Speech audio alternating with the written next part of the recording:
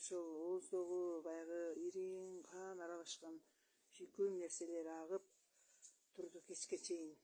Дагы чачтык. 2 күн, 3-чү күн дегенде дагы чачып, анан эрте менен уюубуз 3-чү күн дегенде от жеп акырга башын салып от жеп калды. Ошентип бул дарынын таасири жакшы экен. Мал ишкооздору, малыңыздар шарт болгон болсо, ушул дарыдан эч ойлонбой туруп эле колдонуңуздар. Бул дары мындай дары деле эмес экен, сонун шампунь окшогон жыттуу сонун дары экен, бирок таасири тез экен да. Ошол уюубузга 15 күн, 16 күнгө чейин ооруду да, бир дагы сакайбай.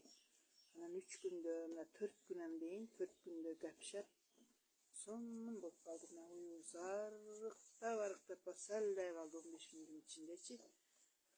Таланы дагы иче албай калган да. Анан эми бул ачкадан өлүп калбаса эле деп ойлонуп эле бул рекламадагы дарыны койдук. Ошо малыңыздарга ушуну ойлонбой коюңуздар. Бул чечкенде малдын оозуна дагы жагымдуу экен да.